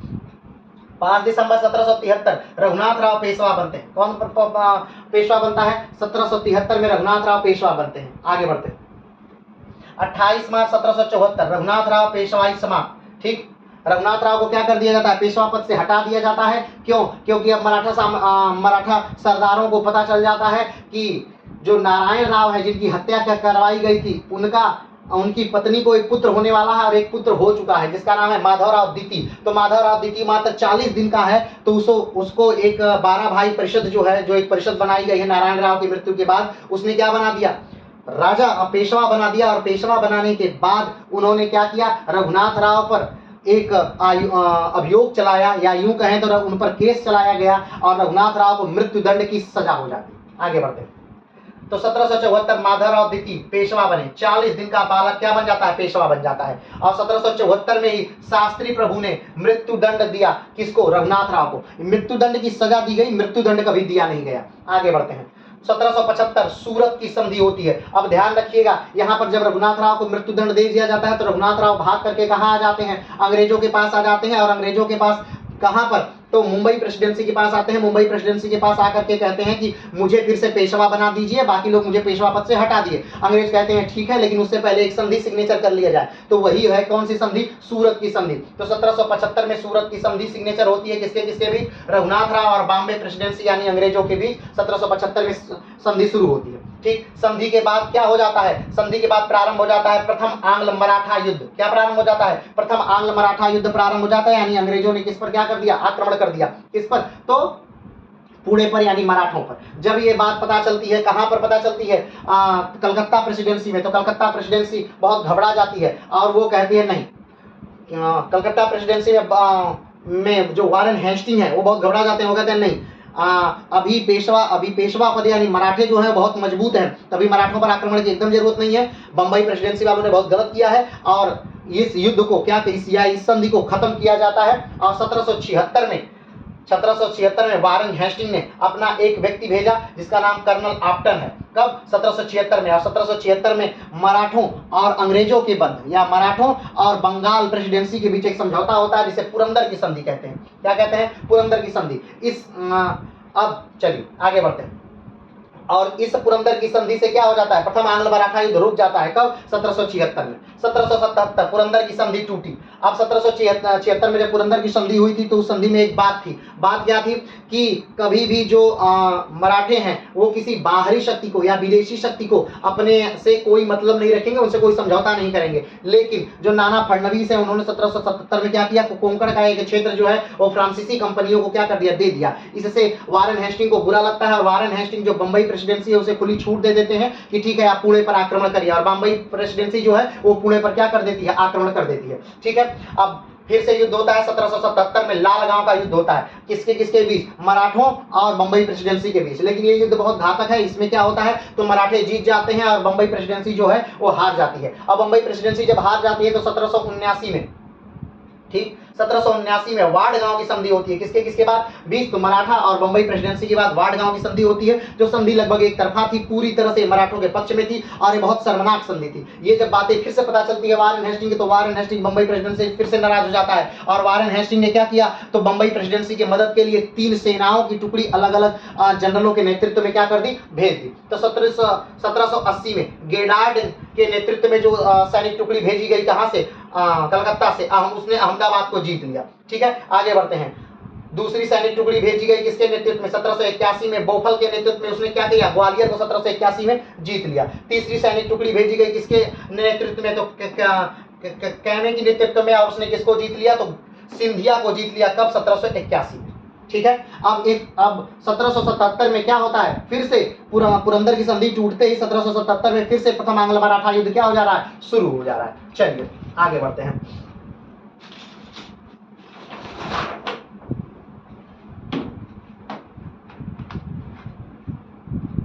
चलिए 1782 सालबाई की संधि। 1782 में क्या होता है? सालबाई की संधि होती है। अब जब सारे तरफ यहाँ पर आप देख रहे हैं कि तीसरी सैनिक टुकड़ी भेजी जाती है और सिंधिया भी हार जाते हैं। यानी मराठा हर जगह क्या होने लगे? अंग्रेजों से हारने लगे। शुरुआत में मराठा जीत रहे थे लेकिन बाद में वो अंग्रेजों से क्या करने लगे? हारने लगे। अब जब हारने लगे तो मराठों ने सोचा कि क्यों ना हम निजाम और मैसूर दोनों को मिला करके उसके बाद अंग्रेजों से लड़े। जब अंग्रेजों को ये पता चला कि कहीं ना कहीं मराठे इनको मिलाना चाहते हैं तो अंग्रेजों ने कहा कि अगर ये मिल जाते हैं तीनों तो कहीं ना कहीं अंग्रेजी सत्ता जो है वो हारने लगेगी और जो भाग हम जीते हैं वो भी हमारे हाथ से चले जाएंगे। ऐसे समय में वो एक संधि करते हैं जिसका नाम है सालबाई की संधि। तो 1782 में सालबाई की संधि होती है और जो प्रथम आंग्ल मराठा युद्ध होता है वो क्या हो जाता है? समाप्त हो जाता है। आगे बढ़ते हैं। 1783 रघुनाथ राव की मृत्यु हो जाती है। 1783 में वो रघुनाथ राव जिसकी वजह से क्या होती है? प्रथम आंग्ल मराठा युद्ध होता है, वो उसकी क्या हो जाती है? मृत्यु हो जाती है। कब? 1783 में। सालबाई की संधि में तय किया गया था कि रघुनाथ राव अब किसी भी तरह से अपना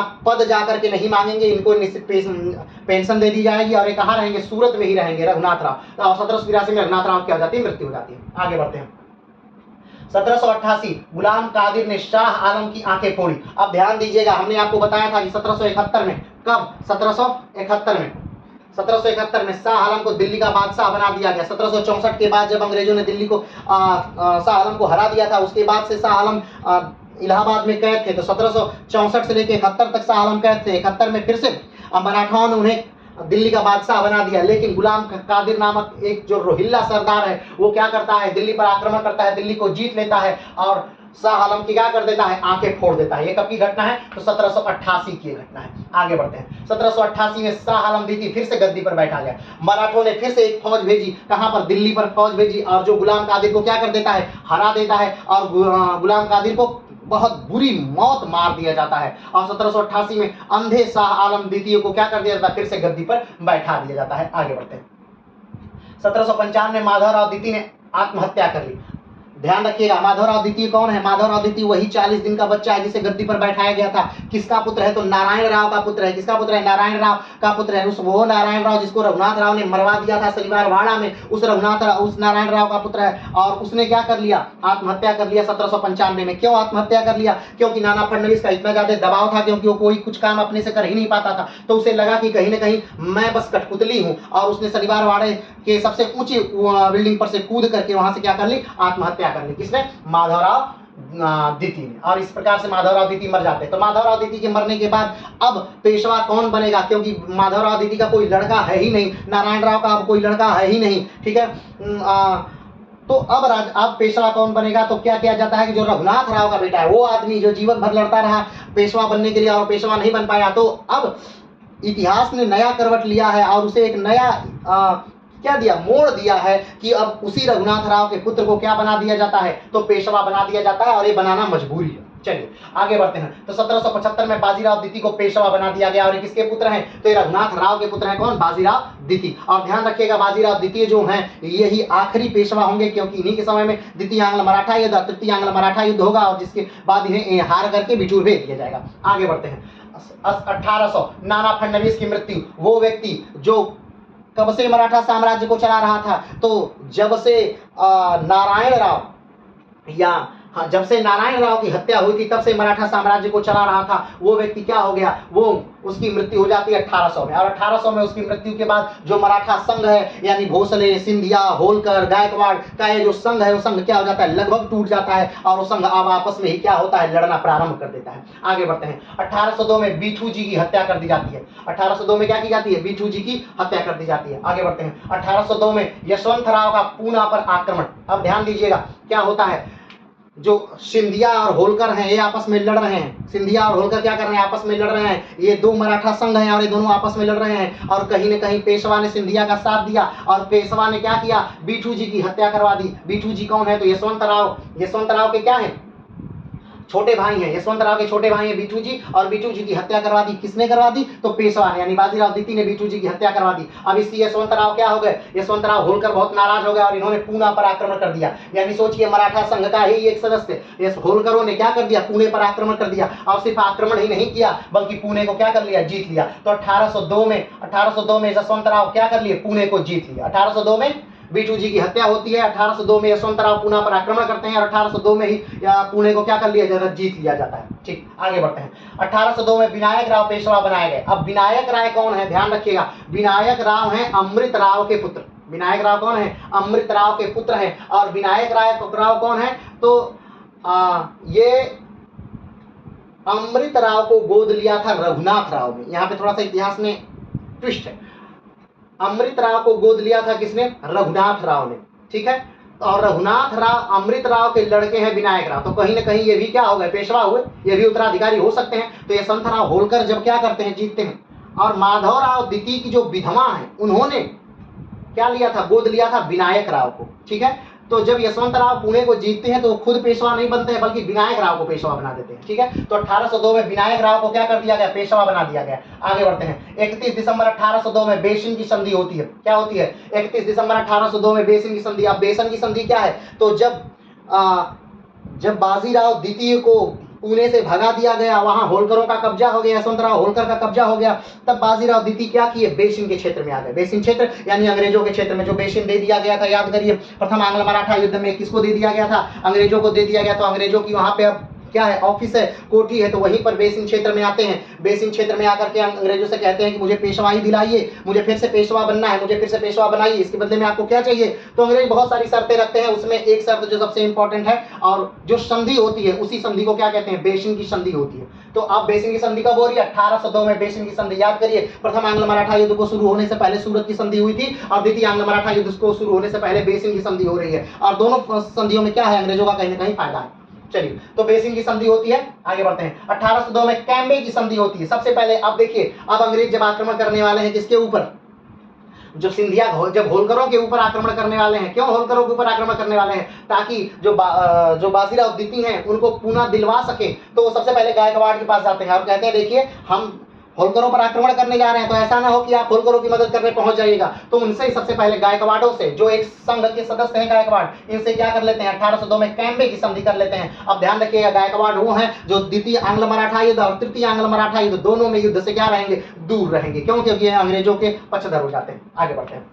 1803 में गायकवाड़ ने सहायक संधि की। गायकवाड़ क्या कर लेते हैं, सहायक संधि कर लेते हैं। सहायक संधि क्या, सहायक संधि यानी एक तरह की गुलामी थी। सहायक संधि क्या थी, एक तरह की गुलामी थी, जिसे हम अंग्रेजों को जब पढ़ेंगे तब उसमें पढ़ेंगे। आगे बढ़ते हैं। 23 सितंबर 1803 में असई की लड़ाई होती है। क्या होती है, असई की लड़ाई होती है। कहा जाता है कि ये सबसे महत्वपूर्ण लड़ाई थी, ठीक है। अब क्यों, क्योंकि इसमें जो थे भोसले और सिंधिया मिलकर के एक साथ लड़ रहे थे, लेकिन इसमें आर्थर वेलेस्ली जो है वो भोसले और सिंधिया, 1803 में भोसले और सिंधिया को आर्थर वेलेस्ली असई के युद्ध में, असई की लड़ाई में क्या कर देता है, हरा देता है। अब ध्यान रखिएगा, ये आर्थर वेलेस्ली कौन है, ये आर्थर वेलेस्ली वही है जिसने टीपू सुल्तान को 1799 में हराया था। ये आर्थर वेलेस्ली कौन है, ये आर्थर वेलेस्ली वही है जिसने जो वाटरलू की लड़ाई में नेपोलियन बोनापार्ट को हराएगा। ये आर्थर वेलेस्ली कौन है, आर्थर वेलेस्ली वही है जो बाद में जाकर के ब्रिटेन का प्रधानमंत्री बनेगा। चलिए आगे बढ़ते हैं।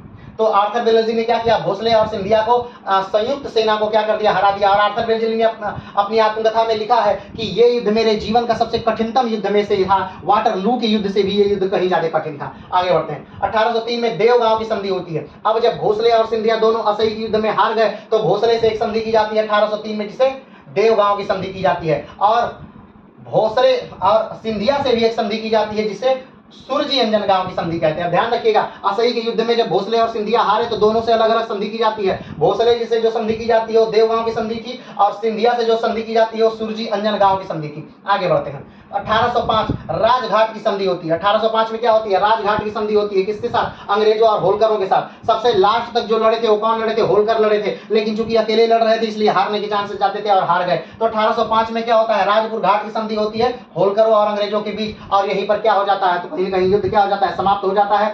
ठीक है, आगे बढ़ते हैं। 1813 से 1823 तक लॉर्ड हेस्टिंग बंगाल का गवर्नर जनरल रहता है। आगे बढ़ते हैं। 1817 पिंडारियों पर आक्रमण।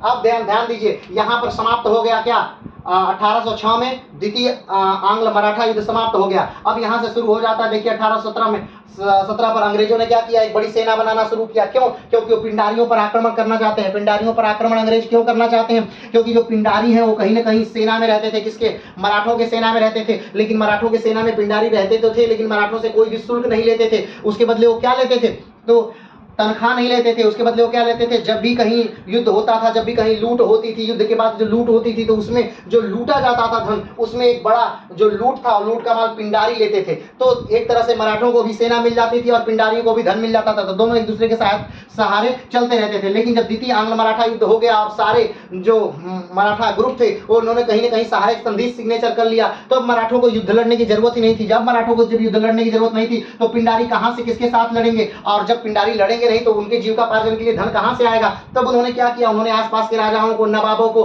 क्या किया, लूटना शुरू किया, व्यापारियों को लूटना शुरू किया, अंग्रेजों को लूटना शुरू किया। और तब अंग्रेजों की जब नाक में दम हो गया, पिंडारियों ने अंग्रेजों के नाक में दम कर दिया, तब अंग्रेजों ने एक विशाल सेना बनाना शुरू किया। कारण पिंडारियों को पूरी तरह से समूल नष्ट करने के लिए। और जब पिंडारियों को समूल नष्ट करने के लिए विशाल सेना बनाना शुरू किया तो कहीं ना कहीं बाजीराव द्वितीय को लगा कि ये अंग्रेज मुझे ही नष्ट करने के लिए सेना बना रहे हैं। तब क्या होता है, तब वो अपने मराठा संघ को आमंत्रित करते हैं, वो एक ग्रुप बनाते हैं और कहीं ना कहीं अंग्रेजों से क्या होता है, लड़ते हैं। और जो ये बाजीराव द्वितीय लड़ रहे हैं, यही तृतीय आंग्ल मराठा युद्ध है। तो ये तृतीय आंग्ल मराठा युद्ध को जो है वो पिंडारी युद्ध भी कहते हैं। कारण कि एक तरफ पिंडारियों से युद्ध हो रहा है, पिंडारियों का नाश हो रहा है, दूसरी तरफ मराठों से युद्ध हो रहा है, मराठों का नाश हो रहा है। और जब